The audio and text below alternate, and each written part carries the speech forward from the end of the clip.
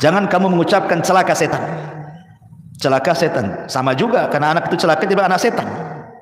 Ya, kurang lebih bahasanya itu. Jangan mengatakan celaka setan. Karena ketika kamu mengucapkan kalimat itu, maka setan akan merasa besar dirinya seperti seukuran rumah. Setan akan membanggakan dirinya, dia jatuh karena kekuatanku. Namun ucapkanlah bismillah, karena jika kamu mengucapkan kalimat itu, setan akan mengecil hingga seperti lalat, kata Rasul. Ya. Jadi ingat, jangan sembarang orang mengatakan anak setan, anak iblis gitu ya. Tak boleh. Itu anak orang itu. Bapaknya tahu marahlah. Ini anak saya, bukan anak setan.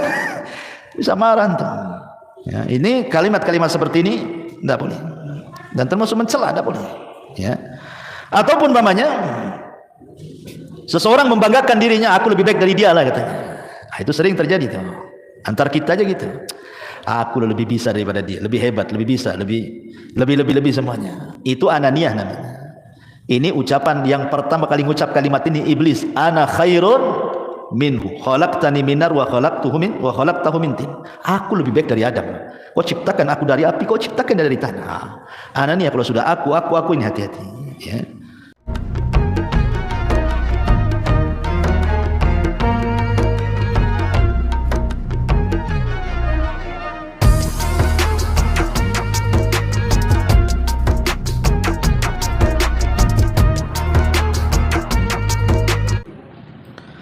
Bismillahirrahmanirrahim. Assalamualaikum warahmatullahi wabarakatuh. Alhamdulillah wassalatu wassalamu ala Rasulillah wa ala alihi wa sahbihi wa mawalah wa la hawla wa la quwata illa billahi wa ba'du. Alhamdulillah, di malam hari ini kita bisa duduk kembali di Masjid Nidaul Ilmi Puting Beliung. Salawat dan juga salam hadiahkan kepada Rasul kita Nabi besar Muhammad sallallahu alaihi wasallam. Biasa kita mengkaji kitab sirah dari Rahiqul Makhtum. Khusus malam ini kita akan membahas tentang beberapa dosa yang dianggap remeh manusia, bahkan tidak disadari bahwa itu sebuah dosa. Dari ucapan-ucapan manusia yang sadar ataupun tidak, terkadang terlontar. Dan ini banyak di masyarakat sehingga kita harus luruskan. Karena dosa lisan itu berbeda dengan dosa-dosa yang lainnya. Kata Nabi sallallahu alaihi wasallam, "Ma aktsaru ma yudkhilun nara al-fam wal faraj." Dua lubang yang menjadikan kebanyakan orang masuk neraka itu adalah lisan dan kemaluan. Sampai-sampai dosa lisan ini Allah Subhanahu wa taala mengutus dua malaikatnya untuk mencatat. Allah Subhanahu wa taala berfirman, "Ma yalfidu min qaulin illa ladaihi raqibun atid." Tidaklah ucapan manusia ketika terucap itu semua dicatat oleh malaikat raqib dan atid. Sampai dikirim dua malaikat untuk mencatat semua yang keluar dari lisan ini. Bahkan terkadang manusia dimasukkan ke neraka itu bukan karena banyak bicara. Boleh jadi mungkin satu kalimat yang dikeluarkan, tapi satu kalimat ini mengandung kemurkaan Allah Subhanahu wa taala, itu sudah cukup memasukkan ia ke dalam neraka. Sebagaimana hadis Nabi sallallahu alaihi wasallam, "Wa innal 'abda la yatakallamu bil kalimati min sukhtillahi la yulqi laha balan yahwi biha fi nari jahannam." Sungguh ada seorang hamba, kata Rasul, mengucapkan satu kalimat. Lihat, bahasa Rasul satu kalimat, bukan berkalimat-kalimat. Tapi dalam satu kalimat ini terkandung kemurkaan Allah. Hebatnya dia ucapkan tanpa sadar. Bukan dengan kesadaran dia ucapkan, tanpa sadar pula dia ucapkan. Maka dampaknya cukup melemparkan orang ini ke dalam jahanam. Wajar kalau Nabi SAW mengatakan kepada Mu'adz, "Thaqilatka ummuka ya Mu'adz, wa hal yakubbun nas fi nari ala wujuhihim aw ala manakhirihim illa hasaidu alsinatihim. Celaka dirimu hai Mu'ad, kebanyakan manusia terjerumus ke dalam neraka di atas wajah dan hidung mereka itu kecuali karena dosa-dosa lisan. Maka malam ini kita akan membahas tentang dosa lisan, kalimat-kalimat yang biasa diucapkan manusia padahal di dalamnya ada kemurkaan Allah Subhanahu wa taala. Apa saja kalimat-kalimat itu? Yang pertama, kita sering mendengar di masyarakat, kalau ada orang dinasihati, umpamanya seorang perempuan tidak pakai jilbab, dinasihati, pakailah jilbab, tutup aurat, berdosa. Apa katanya? Yang penting hatinya. Sering ngomong gitu kan? Yang penting kan hatinya Ustaz katanya. Gitu. Ma'asyiral muslimin yang dimuliakan Allah Subhanahu wa taala, ini tersebar kalimat seperti ini. Yang penting hatinya. Dikiranya Allah Subhanahu wa taala itu ya hanya menghisab hati orang saja. Allah itu bukan menghisab itu lantaran kesalahan hati saja. Kesalahan lisan, kesalahan badan, semua dihisab. Makanya dalam hadis yang masyhur, Nabi SAW mengatakan, innallaha la yanzuru ila ajsamikum wala ila suwarikum, walakin yanzuru ila qulubikum wa a'malikum. Allah memang tidak memandang bentuk tubuh kalian ataupun tidak memandang wajah-wajah kalian, tapi yang Allah pandang dua, pertama hati, dan yang kedua amalan. Amalan ini mencakup badan dan lisan. Maka hati-hati kalau ngomong yang penting hatinya itu, karena yang dihisab itu bukan hanya sekedar hati, saya ulangi, tetapi juga anggota badan dan juga lisan. Tadi hadis yang saya sebutkan, wa innal abda la yatakallamu bil kalimati min sukhtillahi la yulkilaha balan yahwi sahibuha fi nari jahannam, wa fi riwayatin tahwi bihi sab'ina kharifan finnar. Seorang hamba mengucapkan satu kalimat. Kalimat pakai apa? Pakai hati, pakai lisan. Kalimat itu dia ucapkan tanpa sadar. Rupanya kalimat itu mengandung kemurkaan Allah Azza wa Jal, cukup memasukkan dia ke dalam jahannam. Dalam riwayat dilemparkan ke dalam neraka jahannam sedalam 70 tahun. Maka hati-hati ngomong seperti itu. Yang penting hatinya. Orang yang ngomong yang penting hatinya pun belum tentu hatinya baik kan? Kalimat yang penting hatinya, emang hati anda yang ngomong begitu bersih? Kalau hati anda bersih, pasti akan melaksanakan perintah dan menjauhi larangan. Kalau bersih hatinya. Ketika anda mengatakan yang penting hati, menunjukkan hati anda ini kotor sebenarnya, tidak tunduk kepada syariat. Maka hindari kalimat-kalimat seperti ini. Ini kalimat pertama. Kemudian yang kedua, kalau ada orang dinasihati, umpamanya ini ya terbalik nih, wanita ini sudah berjilbab, panjang pula jilbabnya, pakai cadar, nikob, kaos kaki, kaos tangan gitu ya. Tetapi mungkin masih belum bisa meninggalkan perbuatan buruknya seperti ghibah, namimah, masih ada lah gitu. Muncullah kalimat apa? Daripada engkau melakukan ghibah, lepas saja jilbabmu. Buat apa pakai jilbab kalau lidahnya masih menggibah orang? Aneh kamu ini, kadang-kadang lidahmu lebih panjang daripada jilbabmu. Copot sajalah katanya. Masa orang suruh nyopot jilbab gara-gara ghibah?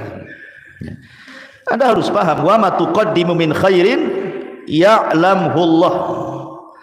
Kebaikan apapun yang anda sodorkan kepada Allah, Allah pasti akan membalasnya, sekecil apapun. Sebagaimana sekecil apapun dosa yang anda lakukan pun Allah akan mencatatnya. Jadi nggak ada hubungan kait antara jilbab dengan ghibah. Jilbab itu berpahala, ghibah itu berdosa. Tinggal ditimbang aja lah pahala dan dosanya.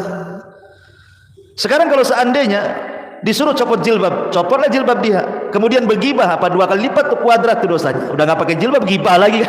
Gimana sebenarnya?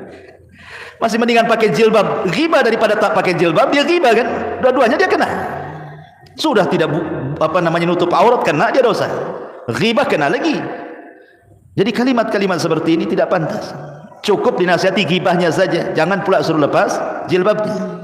Buat apa pakai jilbab, kelakuannya kayak setan gitu. Ma'asyiral muslimin yang dimuliakan Allah Azza wa Jalla, ini tidak boleh. Atau umpamanya orang-orang yang terkejut. Orang-orang yang terkejut. Saya sering mendengar kata-kata itu, astaga. Astaga pula diucapkannya. Ada lagi ditambah, astaga naga. Ada naganya pula situ. Atau ucapan yang lain apa ya? Jangkrik. Jangkrik pula keluar. Ada orang-orang yang terkejut itu, aneh-aneh dia ucapkan. Harusnya, atau mungkin terkadang ya, orang ini salah mengucapkan, niatnya baik. Ketika terkejut itu, harusnya dia mengucapkan subhanallah, dia katakan masya Allah. Harusnya mengatakan masya Allah, dia ucapkan pula subhanallah. Maksudnya apa? Kalimat subhanallah ikhwan itu artinya maha suci Allah. Seharusnya ucapan subhanallah ini diucapkan kapan? Ketika mendengar keburukan atau melihat sesuatu yang antum tidak suka. Jadi kalau antum melihat keburukan di hadapan antum tidak suka, atau mendengar keburukan, antum ucapkan subhanallah ya. Tapi kalau antum melihat kebaikan di hadapan antum atau kabar yang baik, katakan masya Allah. Ini terbalik kan antum? Wow, kalau mantap subhanallah, masya Allah ya. Begitu juga ketika terkejutnya karena apa? Kalau terkejutnya karena sebuah keburukan, lupa ya, tertinggal sesuatu di rumah, itu kan keburukan namanya. Katakan subhanallah, lupa tadi. Nah gitu ya.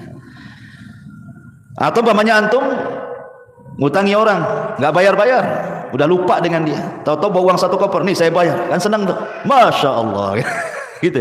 Jadi terkejutnya itu jangan pakai bahasa-bahasa lain ya. Bahasa-bahasa terkadang naudzubillah, saya pernah mendengar orang-orang awam itu kalau terkejut pula bahasa-bahasa jorok yang dikeluarkan. Bahasa-bahasa jorok yang dikeluarkan ini akan dihisab pada hari kiamat. Jangan ya, walaupun astaga ini apa? Bahasa apa astaga? Bahasa apa astaga? Hah? Tahu bahasa apa? Bahasa Melayu kan? Enggak ya? Mungkin astagfirullah disingkat jadi astaga gitu ya. Maksudnya astagfirullah disingkat jadi astaga gitu. Masya Allah ya. Ma'asyiral muslimin yang dimuliakan Allah Azza wa Jalla. Atau mungkin bahasanya halus ikhwan.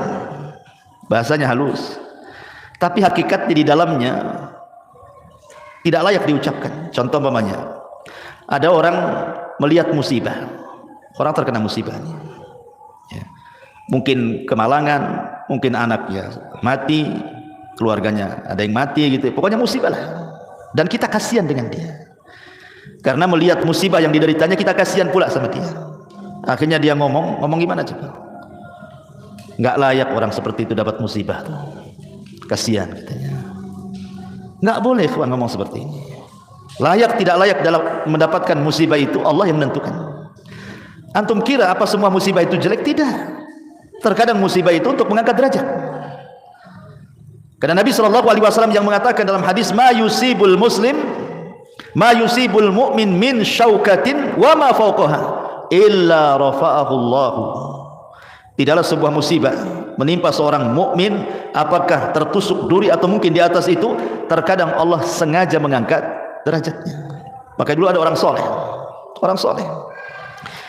dia tidak punya anak kecuali satu. Orang soleh ini tidak punya anak kecuali satu, dan dia sangat mencintai anaknya. Jadi Allah takdirkan anaknya meninggal, kemudian dikebumikan ke pekuburan. Jadi murid-muridnya orang saleh ini tiba-tiba berteriak dan mengatakan, ya Rabb, kenapa mesti anak guru kami yang saleh ini yang meninggal? Kenapa enggak kami saja? Katanya. Kenapa enggak kami saja? Maka orang saleh ini marah dan mengatakan, apa yang kalian katakan? Kalian itu sudah menentang Al-Quran. Kemudian dia membacakan ayat di dalam surah Al-Baqarah, wa ma min musibatin innalillahi, itu gimana ayatnya? Alladzina idza asabahum musibatun qalu innalillahi wa inna ilaihi rajiun. Harusnya kalian mengucapkan innalillahi wa inna ilaihi rajiun, bukan mengucapkan seperti itu. Kenapa enggak aku saja? Kenapa mesti dia kan? Kalimat seperti ini, kawan. Ada kalimat halus, seolah-olah orang ini menuduh Allah Subhanahu wa taala apa? Zalim. Menuduh secara tidak langsung mengatakan Allah zalim sama orang itu. Allah tidak zalim. Ketika Allah Subhanahu wa taala menimpakan musibahnya kepada seseorang, imma Allah sedang mengangkat derajatnya atau imma Allah sedang menyadarkannya. Allah tegur dia supaya dia jangan terus bermaksiat. Ditegur supaya sadar. Antum bilang kasihan? Orang sedang diangkat derajatnya, antum bilang kasihan pula. Maka kalimat seperti itu tidak boleh. Atau mungkin sebaliknya. Sebaliknya. Mungkin menurut mata kita orang itu tidak layaklah sukses. Atau mungkin fisiknya cacat. Tapi Allah Subhanahu wa taala bentang rizkinya. Kaya dia. Ya, usahanya masih bentang tikar aja. Pokoknya berhasil. Tiba-tiba kita nyeletuk. Masa orang kayak gitu kok bisa kaya kan? Coba. Masa orang kayak gitu? Enggak boleh. Karena Allah Subhanahu wa taala qasama akhlaqakum kama qasama arzaqakum. Allah itu sudah membagi akhlak kalian sebagaimana Allah membagi rezeki kalian. Enggak boleh kita mengucapkan kalimat seperti itu. Karena langsung ataupun tidak, sadar ataupun tidak, Anda sudah menganggap Allah jahil. Mungkin Allah jahil. Allah bodoh. Ya, suka-suka dia ngasih gitu. Enggak, Allah ketika memberikan rezeki tahu sesuai dengan kemaslahatan hamba itu. Kan Allah yang ciptakan kita. Kalau Allah memberikan rezeki itu, Allah paham dengan ilmunya. Kenapa kita kemudian mengatakan seperti itu? Tidak boleh. Karena kalimat seperti ini ada rahasia-rahasia yang tidak bagus. Ya, seolah-olah Allah Subhanahu wa taala jahil, tidak paham. Terkadang ikhwan, ada orang-orang itu sengaja Allah Subhanahu wa taala berikan kekayaan. Lau afqartuhu, kata Rasul dalam hadis qudsi, kalau seandainya aku fakirkan dia, la afsadat fi dini. Boleh jadi dia rusak agamanya. Atau ada di antara hamba itu laman yasluhu illa al faqr. Lau agnaituhu la afsadat fi dini. Atau ada orang-orang yang sengaja Allah fakirkan, enggak kaya-kaya, usaha macam mana pun enggak kaya-kaya dia. Sebab kata Allah dalam hadis qudsi, sebab kalau aku buat dia kaya makin rusak agamanya. Allah Maha paham ya apa yang diberikan. Enggak boleh kita ngomong seperti itu. Dan ngapain pula antum ngurusi orang? Kok ngurusi orang pula? Itu hasad namanya. Ya kan? Maka kalimat-kalimat seperti itu tak layak diucapkan. Ataupun mencela waktu. Nah, ini yang sering. Ya, sial banget hari ini. Nah, sering antum dengar itu? Sial banget hari ini.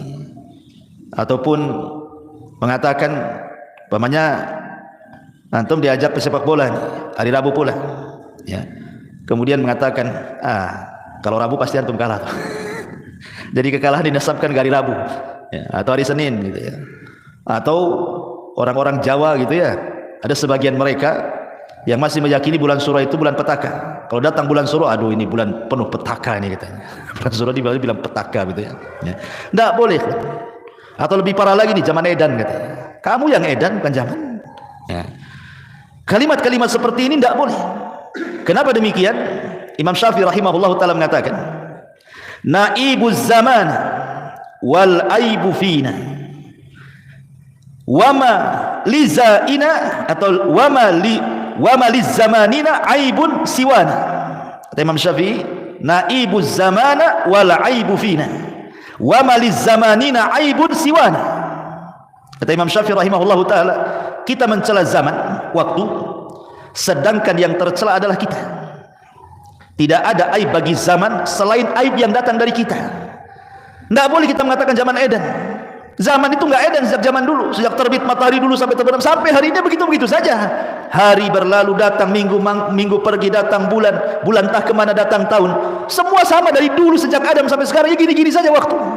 Cuman ada yang makin ke sini, maksud mendekati kiamat, maka makin dipercepat waktu itu. Hanya itu saja. Tapi kalau kita celah zaman dengan mengatakan seperti itu, ini sial banget ini hari ini. Ya. Ini tidak boleh, karena langsung ataupun tidak Anda sedang mencela yang menciptakan zaman, yang membolak-balikan zaman. Kata Rasul, la tasubbu dahra fa inna ma ana dahr. Jangan kalian celah waktu. Aku yang membolak-balikan waktu, kata Allah. Jadi mencela waktu itu sama dengan mencela yang membolak-balikannya siapa? Allah. Allah antum celah. Ya. Ma'asyiral muslimin yang dimuliakan Allah Azza wa Jalla, walaupun dalam hal ini ulama membagi tentang hukum mencela waktu ini. Kalau maksudnya sekedar memberikan kabar saja, lil khabar saja. Pamannya memang hari ini panas luar biasa, panas sekali. Kemudian kita katakan, aduh, lelah kali hari ini. Ya, lelah kali hari ini karena panas. Itu tidak apa-apa. Karena sifatnya khabar, menghabarkan. Tidak ada celaan di sini. Ya. Yang enggak boleh itu kalau seandainya kita mencela, sial kali hari ini, itu mencela. Edan kali zaman ini, itu mencela namanya. Itu tak boleh. Atau yang ketiga bisa jatuh kepada syirkul akbar. Kalau yang tadi mencela zaman bisa saja masuk kepada syirkul asghar atau haram. Tapi kalau dia mencela zaman atau meyakini zaman itulah yang membawa petaka, maka ini bisa syirkul akbar. Karena zaman itu tidak bisa apa-apa oleh yang putar. Ya. Menasabkan peristiwa kepada zaman itu salah. Ini juga di antara ucapan yang sering diucapkan manusia. Atau umpamanya berandai-andai. Di masyarakat kan suka tuh ngomong berandai-andai itu. Tapi bukan untuk lil khabar, bukan karena khabar menghabarkan, atau bukan karena sebuah nikmat, bukan. Kalau untuk khabar dan nikmat tidak ada masalah. Contoh umpamanya, seandainya kamu datang kemarin, wah, kami masak-masak nasi kebuli. Ah, itu tidak apa-apa, ngasih kabar. Ya kan? Enggak ada masalah kan? Ya. Atau umpamanya berandai-andai, andai aku seperti dia, kaya, aku pun sama lah mau haji. Tidak ada masalah. Ya. Tapi kalau andai-andainya itu sudah nyerepet takdir, cobalah anakku nggak keluar hari ini, nggak ketabraklah dia. Nah, ini kan nggak boleh ngomong gini. Karena tidak ada urusan keluar dengan tidak keluar dengan soal kematian. Karena kematian itu memang sudah antrian. Kalau sudah waktunya, la yastakhiruna sa'atan wa la yastaqdimun. Pasti tepat waktunya, enggak mungkin mundur, enggak mungkin maju kan. Walaupun anak Anda enggak keluar, pasti mati. Entah kepleset, entah apa di rumah kan. Jadi enggak ada urusan kematian dengan keluar atau tidak keluarnya. Maka mengandai-andai seperti ini tidak boleh. Atau juga yang tidak sadar kadang-kadang mengatakan umpamanya, kalau bukan karena dokter ini, anak saya mungkin lewat lah. Bayangkan, Allah tidak disisakan. Allah kemana? Kenapa mesti dokter itu yang seolah-olah mengobati anak? Ya, kemana Allah? Padahal Allah mengatakan, wa idza maridtu fahuwa yashfin. Kata Ibrahim, kalau aku sakit Allah yang menyembuhkan. Walaupun maksudnya sebenarnya dia yakin Allah yang menyembuhkan lewat perantara dokter, tapi kata-katanya itu yang masalah itu. Itu syirkul asghar namanya. Tidak boleh. Apalagi kalau diyakini dokter itu yang menyembuhkan, syirik besar lagi dia. Nah, ini kalimat andai-andai ini bahaya. Andai saya hendak ke sana, tentu nggak akan terjadi seperti ini. Coba saya tadi jalan pulang nggak lewat sini, nggak jatuhlah sini lubang. Nah, itu kan andai-andai kayak gini bahaya. Ya. Andai dulu aku tak nikah sama kamu, tapi nikah sama dia, oh, udah sakinah mawaddah saya. Nggak boleh ngomong kayak gitu. Ya. Itu sudah takdir Allah Azza wa Jalla. Terima antum. Karena Nabi SAW yang mengatakan dalam hadis Nabi SAW, ihris ala ma yanfa'u wasta'in billah wala ta'jaz wa in asabaka syai'un fala taqul law fa'altu kadza lakana kadza fa inna law taftahu amal syaitan. Kata Nabi SAW, semangatlah untuk mencari yang manfaat untuk kamu, tambatkan pertolongan kepada Allah, jangan lemah. Tapi kalau menimpa musibah kepadamu, jangan berandai-andai dengan mengatakan lau seandainya, andai kata, bila mana, ya kurang lebih itu. Kalimat-kalimat seperti itu. Kalau aku tidak melakukan andai kata aku tidak begini, tentu tidak begitu. Andai kata aku begini, tentu begitu. Nah, itu tidak bisa. Karena andai-andai ini adalah pintu daripada pintu setan. Lalu apa yang harus diucapkan? Walakin kul qaddarallah wa masya'a fa'al. Katakan takdir Allah semua. Nah, ini menyangkut takdir masalahnya. Sudah katakanlah ini sudah qadar Allah, selesai. Tenang. Sebab kalau kita sandarkan semua kepada takdir, hilang kesedihan di dada. Tapi kalau dikaitkan dengan andai-andai, makin sakit hati. Andai anak saya nggak keluar, nggak mati, ya udah sakit lah dia. Nggak berhenti itu nangis sampai berapa hari itu. Tapi kalau antum katakan semua sudah takdir, selesai dada, lapang semua. Wah, anak saya mati sudah ditakdirkan 500 tahun sebelum Allah menciptakan langit dan bumi. Selesai. Ya kan? Jadi kalimat-kalimat seperti ini hati-hati. Andai-andai ini, ya. Atau mencela penyakit. Mencela penyakit. Aduh, wah, sial kali penyakit ini, lama kali sembuh. Kan itu kan ada tuh orang kayak gitu. Ya. Saking lamanya sembuh penyakit, dicela-celanya penyakit itu. Di zaman Rasul ada seorang wanita namanya Ummu Sa'id. Ummu Sa'id. Sakit kepala, diikat kepalanya. Karena zaman itu belum ada paramek. Sekarang sakit kepala minum Paramik, Bodrek atau apa gitu. Diikat zaman dulu tuh. Jadi Nabi SAW heran, malaka ya Umma Sa'ib, ada apa ikat-ikat itu kepalamu itu, kata Rasul. Itu kata Musa'ib, al-humma la barakatallah fiha, katanya. Ya Rasul, semoga tidak diberkahi penyakit demam ini, katanya. Dicelah. Kata Rasulullah, la tasubbil humma, jangan kau celah penyakit wahai Ummu Sa'ib. Terkadang penyakit itu apa? Yadhhabul khotoya, bisa menghilangkan kesalahan. Demam itu bisa menghilangkan kesalahan kita. Ya. Jangan mencela penyakit, sabar. Ya. Ma'asyiral muslimin yang dimuliakan Allah Azza wa Jalla. Atau mungkin ada kalimat-kalimat yang tidak beradab, tidak beradab kepada Allah Subhanahu wa taala, dengan menyingkat-nyingkat nama-nama Allah atau mengganti-ganti dengan nama Allah. Contoh namanya, ada orang namanya Abdurrahman, dipanggilnya Maman. Man kemana Man? La ilaha illallah. Ada nama Allah Maman namanya atau Man? Tidak ada. Panggil ya Abdurrahman, jangan bilang Maman. Waktu saya di mana itu, namanya Ulek. Saya kira Ulek kan, Ulek.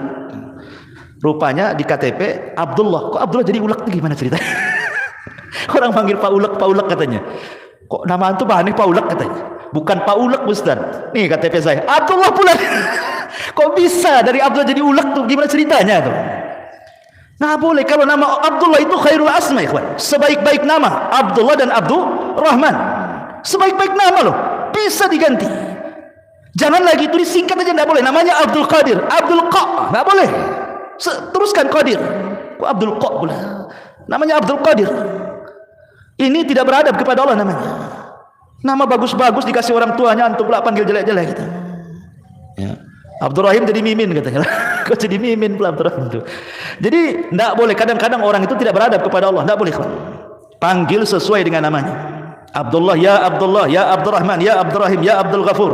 Begitu. Ya. Jangan Abdul Ghafur, Fur. Repot. Oh, Fur. Jangan bilang Fur. Jangankan soal yang seperti ini. Yang lebih kecil daripada itu di zaman Rasul itu ada namanya Hani ibn Kindi. Namanya Hani, sahabat ini. Tapi banyak kaumnya itu kalau ada masalah datang kepada dia dan minta diselesaikan masalahnya. Dan kepiawaian dia, mampu pula dia mendamaikan orang bermasalah itu. Jadi kabilahnya kalau ada masalah mesti datang ke dia, dan selalu berdamai. Jadi orang-orang kabilah itu menyebutnya ya Abul Hakam. Namanya Hani ibn Kindi, tapi disebut ya Abul Hakam. Ingat Rasul mengatakan apa? Innallaha huwal hakam wa ilaihil hukm. Allah lah hakam, semua hukum kembali kepada dia. Abul Hakam itu bapak pemutus masalah. Hakam itu artinya.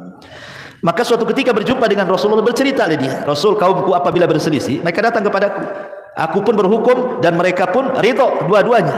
Maka orang-orang menyebutnya Abul Hakam. Kata Rasul, apakah kamu punya anak? Ya, punya anak. Berapa? 3. Laki-laki, semua laki-laki. Siapa namanya? Pertama Syureh, yang kedua Muslim, yang ketiga Abdullah. Kata Rasul, anta Abu Syureh, bukan Abul Hakam. Diganti sama Nabi. Karena hakam tidak boleh. Hakam itu milik Allah. Ya. Ma'asyiral muslimin yang dimuliakan Allah Azza wa Jalla. Intinya bahwa tolong beradab, berakhlak kepada Allah. Kalau panggil-panggil nama itu jangan asal panggil. Apalagi itu nama baik. Nama yang menyangkut nama-nama Allah Subhanahu wa taala. Atau ucapan sebagian dokter. Ucapan sebagian terapis kesehatan. Hati-hati Pak Edi ini suka obati orang. Ini kalau gimana dok? Pasien dok? Ya kami ini hanya berusaha, sisanya diberikan sama Allah. Coba Allah kasih sisa pula. Sisanya kepada Allah. Dari awal sampai akhir Allah yang menyembuhkan, nggak ada sisa-sisa. Masa Allah disisa itu gimana? Seolah-olah antum yang paling berjasa, Allah pula sedikit sisanya. Akalnya di mana coba?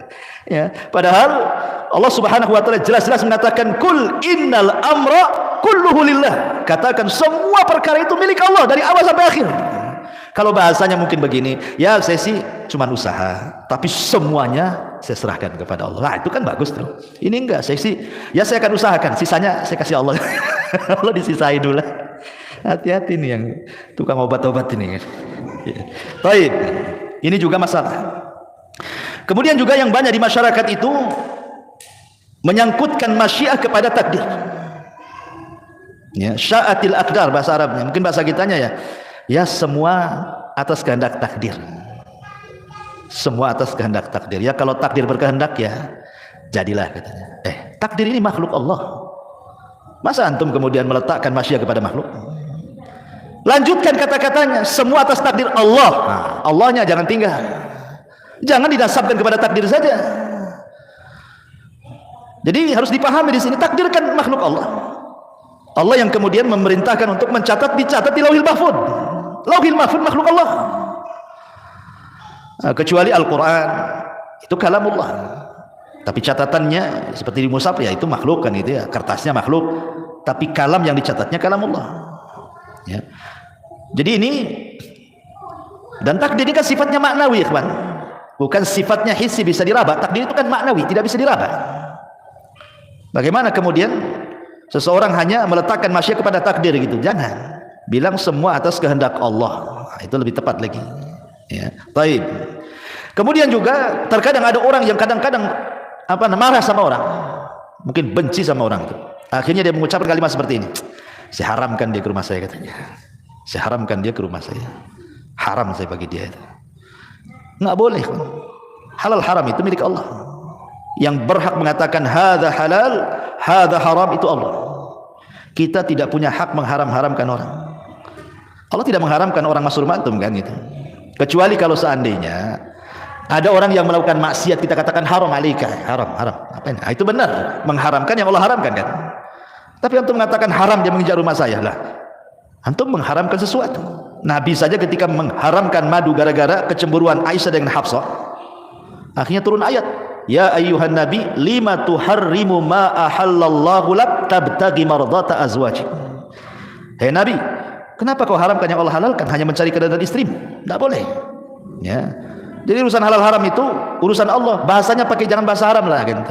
Saya tidak suka dia datang ke rumah, kan enak gitu ngomong gitu. Saya haramkan dia ke rumah saya. Dia pula yang mengharamkan gitu. Ya. Masyaallah muslimin yang dimuliakan Allah Azza wa Jalla. Atau umpamanya, saya juga sering mendengar kalau ada anak itu nakal kali, apa kata orang? Dasar anak setan gitu. Ya kan ada kan orang begitu ya. Oh dasar anak iblis itu gitu. Ya Allah ya Rabb, enggak boleh kayak gitu.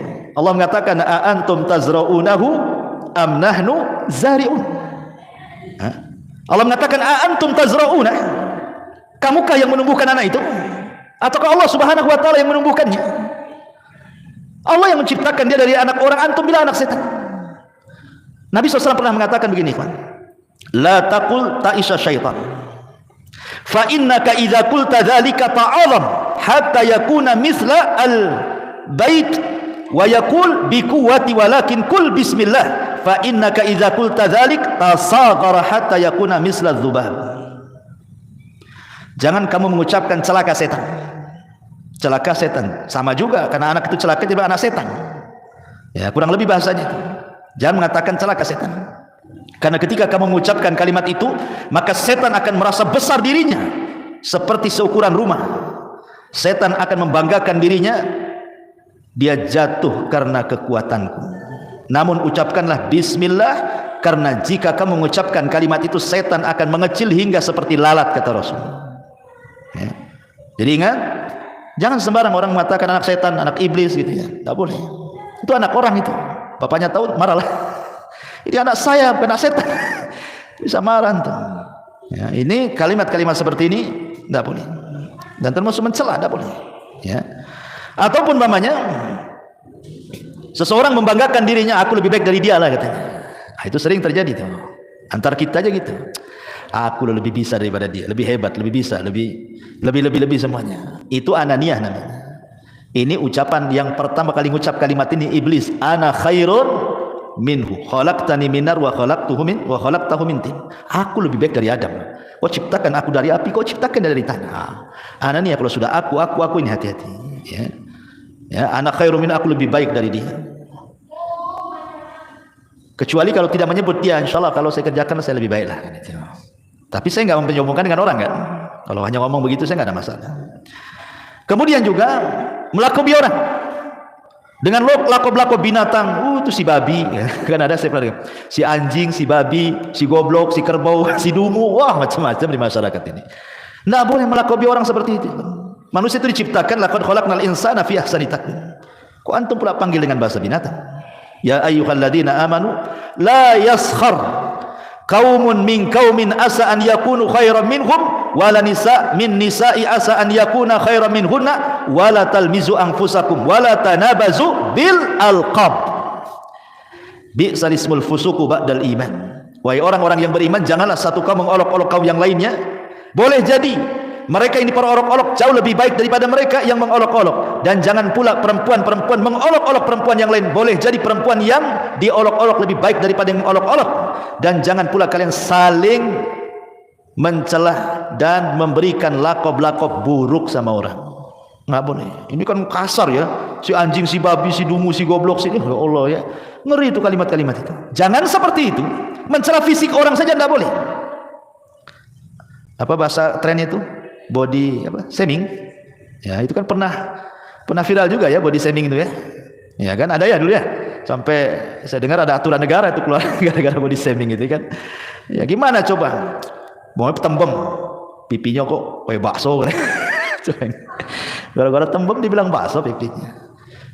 Atau pipi kok di pinggang katanya, karena pinggangnya mungkin tembem gitu. Subhanallah, haula wala. Gigi kayak gergaji gitu ya kan, lubang-lubang gitu ya. Itu janggut apa akar siwak gitu. Subhanallah, ikhwan. Body shaming tidak boleh hal. Antum mencela body orang, itu sama dengan mencela yang menciptakannya. Tidak boleh. Di zaman Rasul ada seorang namanya sahabat Abdullah bin Mas'ud radhiyallahu anhu. Abdullah bin Mas'ud ini naik ke atas pohon kurma. Pohon kurma. Dia kan kurus sekali, kurus ceking Abdullah bin Mas'ud itu. Jadi betisnya itu kayak kulit berbalut tulang saja, atau tulang berbalut kulit saja, enggak ada dagingnya. Naik dia ke pohon kurma, datang pula angin. Tersingkap pula betisnya. Semua sahabat mentertawakan betisnya Abdullah bin Mas'ud karena kecilnya. Dari as-sabiqun al-awwalun. Marah Rasul dan mengatakan walladzi nafsi biyadihi la tadhaku katanya. Kemudian Rasul mengatakan lahuma, maksudnya betisnya Abdullah bin Mas'ud asqal fil mizani min jabalil Uhud, kata Rasul. Jangan kalian mencela betisnya, kedua betis Abdullah bin Mas'ud. Abdullah bin Mas'ud kalau ditimbang kedua betis itu di hadapan Allah, itu gunung Uhud tidak lebih berat daripada kedua betisnya katanya. Artinya dua betis Abdullah bin Mas'ud jauh lebih berat kalau ditimbang di hadapan Allah daripada gunung Uhud. Tidak boleh. Ya, body shaming itu tidak boleh. Mencela fisik orang. Ya, ketinggian pohon kelapa kan itu. Kependekan cebol atau apa istilahnya kan. Di masyarakat kan banyak tuh. Ya bahasa-bahasa yang kadang-kadang ngeri gitu. Gemuk bilang gajah kan gitu. Coba yang kan. Gemuk dibilang gajah. Ya. Kurus dibilang apa tuh? Apa istilahnya kurus tuh? Ceking kan itu. Nah, kalau ceking bahasa lain dari kurus ya tidak apa-apa lah kan. Kalau kurus mau dibilang apa namanya, ya itu tuh lidi, badan kayak lidi, nggak boleh itu. Ya, body shaming itu nggak boleh, haram dalam Islam. Makanya saya setuju juga negara buat pasal-pasal seperti ini. Ya. Taib. Kemudian juga yang lain, tatayur. Seperti orang mengatakan, wah malam ini pasti ada yang mati nih katanya. Kenapa? Nampak ada burung hitam di atas gitu. Itu tatayur, nggak boleh. Menasabkan kematian kepada burung. Kemudian mata kiri berkedip-kedip. Aduh, sial nih kayaknya. Kenapa? Mata kiri berkedip-kedip. Apa urusan sial dengan mata berkedip yang kiri? Tapi kalau giliran tangan kanan pula yang kesemutan, wah ini pasti rezeki datang ini. Senang. Tidak boleh. Ini namanya tatayur. Tatayur itu tidak boleh. Atiyaratu syirkun, atiyaratu syirkun, atiyaratu syirkun, kata Rasul. 3 kali Rasul mengatakan. Tatayur itu syirik. Tidak boleh. Menasabkan sesuatu kepada benda atau menganggap sial ataupun untung kepada sesuatu yang dilihat, didengar, dimimpikan. Kadang-kadang mimpi jelek dibilang dapat musibah. Mimpi jelek dari setan. Kalau mimpi jelek dari setan artinya tidak mungkin terjadi. Jangan dipikirin. Gara-gara orang stres, gara-gara mimpi buruk. Takut tertimpa musibah, Enggak. Mimpi buruk itu hanya sekedar mimpi, tidak mungkin terjadi dalam kehidupan nyata. Karena itu datang dari setan. Lain kalau mimpi baik datang dari Allah. Boleh diceritakan, dapat takwil bagus, mudah-mudahan diaminkan, dapatlah apa yang dicita-citakan kan itu. Tapi kalau mimpi buruk semua dari setan dan gak akan mungkin terjadi dalam kenyataan. Kan dari setan. Atau ghazwatul fikri karena banyak pikiran kebawa mimpi. Kebawa mimpi, banyak pikiran tuh. Banyak utang, kebawa mimpi akhirnya ditagih pula dalam mimpi. Kepikiran kan itu ya. Ya, itu tidak akan terjadi. Ghazwatul fikri itu atau dari setan. Yang memungkinkan terjadi itu kalau mimpi baik. Nah, mungkinlah cerita karena memang Rasul yang nyuruh mimpi baik. Ya. Kemudian juga Kadang ada orang-orang yang masih menasabkan kepada bintang, mungkin usahanya si gulung tikar gitu ya, nggak pernah sukses. Tanya kawannya, kamu itu lahir bulan apa sih sebenarnya sih? Mei. Patah saja, kambingnya kayak kerbau katanya. Kambing domba tuh katanya. Bintang apa tuh? Ya. Atau mungkin orang cerewet kali itu, jangan kamu lahir ini bintang kalajengking, suka ngatur. Itu ya, nggak bisa antum ngomong kayak gitu dikait-kaitkan dengan bintang, karena ini nggak boleh, ini nujum. Nabi SAW mengatakan, man iktabasa ilman minan nujum faqad iktabasa syu'batan minas sihri zada ma zada, kata Rasul. Siapa yang memperdalam ilmu perbintangan, maksudnya ilmu taksir, bukan tasir. Kalau tasir tidak apa-apa kayak digunakan BMKG, tapi kalau taksir, mau bintang memberikan pengaruh kepada peristiwa bumi, itu yang tak boleh. Siapa yang mempelajari ilmu perbintangan untuk ilmu taksir, maka dia sama dengan mempelajari sihir, makin dalam makin kufur dia. Hati-hati. Ya, ini walaupun ngomong-ngomong kayak gini tetap tidak boleh. Bercanda Ustaz tetap tidak boleh. Candaan-candaan yang mengandung dosa tidak boleh. Tidak boleh bercanda untuk berbuat dosa. Ya. Atau yang lebih parah lagi, kalau di Batam masih nggak tahu ya, masih ada atau enggak. Kalau di kampung masih ada lah. Kalau lewat di tempat-tempat yang angker permisi, gitu ya. Permisi pula. Permisi sama siapa? Sama pohon. Sekali pohonnya ngomong, ya apa nggak susah orang itu. Pohonnya ngomong, ya katanya, apa nggak stres itu? Ya. Nggak boleh kalimat seperti itu, permisi. Kadang ada juga yang nanya sama saya, kadang-kadang nggak pakai permisi Ustaz kalau naik motor itu, pakai klakson, tit katanya. Pakai klakson. Coba kalau jinnya lagi tidur atau klakson, nggak bangun dia. Hei, nggak boleh. Ya. Kalimat-kalimat seperti ini nggak boleh, karena disebutkan dalam sebuah hadis dari Khawlah bintu Hakim radhiyallahu an. Jadi dia pernah mendengar Nabi mengatakan, man nazala manzilan thumma qala a'udzu bikalimatillahi tammati min syarri ma khalaq. Apa kata Rasul? Lam yadurruhu syai'un hatta yartahil min manzilihi dzalik. Barang siapa yang singgah atau lewat di sebuah tempat yang menakutkan, maka ucapkan apa? A'udzu bikalimatillahi tammati min syarri ma khalaq. Cukup kalimat ini diucapkan, maka tidak ada yang memadaratkan kamu sampai kau pergi dari tempat itu. Islam sudah memberikan, ngapain untuk permisi-permisi? Permisi ini memang sebuah kesopanan bagi manusia. Misi Pak, sopan, bagus. Tapi kalau diberikan sama jin itu nggak boleh sopan-sopan sama mereka. Permisi, oh makin senang iblisnya. Ya. Jadi nggak boleh. Bahkan kalau seandainya antum baru beli rumah itu lama nggak ditempati. Abdullah ibn Umar radhiyallahu an mengatakan, idza dakhala al-baita ghairal maskuni falyaqul assalamu alaina wa ala ibadillahi salihin. Apa kata Rasulullah, kata Abdullah bin Umar, jika seseorang masuk di rumah yang tidak berpenghuni, sudah lama ini nggak ditempati, antum pulang kampung banyak lama nggak ditempati, itu 2-3 bulan di kampung baru datang kan rumah lama nggak ditempati, maka ucapkan assalamu alaina wa ala ibadi as-salihin. Salam bagi diri kami dan salam bagi hamba-hamba Allah yang saleh. Maksudnya boleh jadi ada jin-jin muslim dalam rumah kita ini yang menjawab salam. Wallahu a'lam, mudah-mudahan ada manfaatnya. Ini yang bisa saya sampaikan. Subhanakallah bihamdika asyhadu an la ilaha illa anta astaghfiruka wa atubu ilaik. Allahu ta'ala alam. Assalamualaikum warahmatullahi wabarakatuh.